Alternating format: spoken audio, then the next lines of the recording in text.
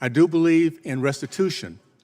Let's point to the party that was part of slavery, KKK, Jim Crow, that has killed over 40% of our black babies, 20 million of them. State of California, 75% of our black boys cannot pass standard reading and writing tests, a democratic state. So yes, let's pay restoration. Let's pay restitution. How about a Democratic Party pay for all the misery brought to my race?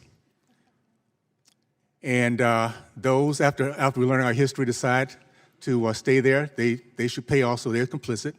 And every white American, Republican or Democrat, that feels guilty because of your white skin, you should need to pony up also.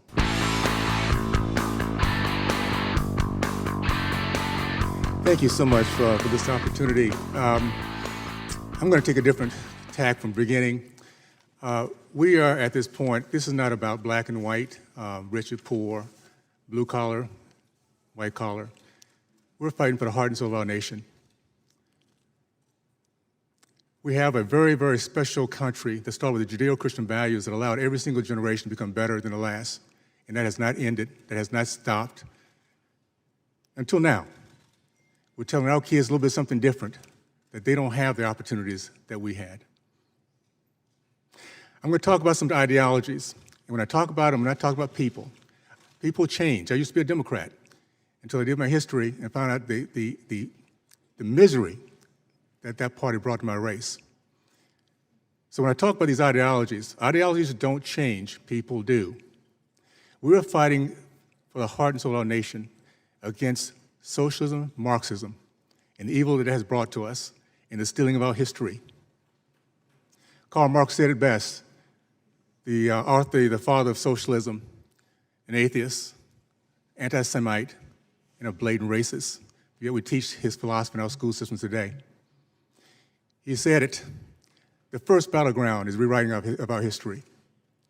You steal our history, you steal our pride in our past, our appreciation for our present, and our vision for our future. And every single urban city in our country is now experiencing that loss. Real quick history, because these are things that we're not taught. I'm blessed to be the great-great-grandfather of Silas Burgess.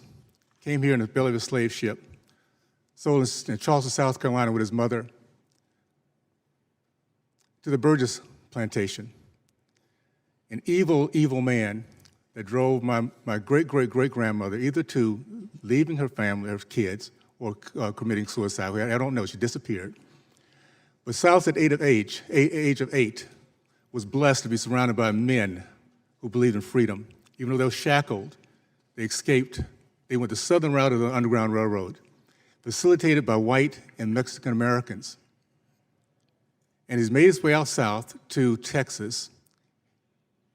He ended up being a successful entrepreneur, owning 102 acres of land, paid off in 2 years.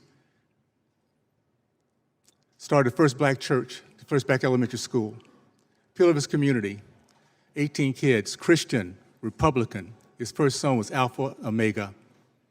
Proud American, an example of what happens when any race, any culture is given hope, opportunity, and freedom. It didn't end there, by the way. The history of our black country, of our black Americans, has been stolen from us for decades, almost over a century. Booker T. Washington, 1882, began Tuskegee University. By 1905, it was producing more self-made black millionaires than Harvard, Yale, and Princeton combined. The 40s, 50s, and 60s, it was a black community that led our country in the growth of the middle class, led our country in terms of the men committed to marriage, over 70%, now it's 30%. Led our country in terms of the committed to business ownership, 40%, now it's 3.8%. Men matriculated from college. We now have a higher percentage of men incarcerated in college. It is, by the way, my degree was biology. And that, I learned a long time ago that slavery is not a gene in the DNA helix.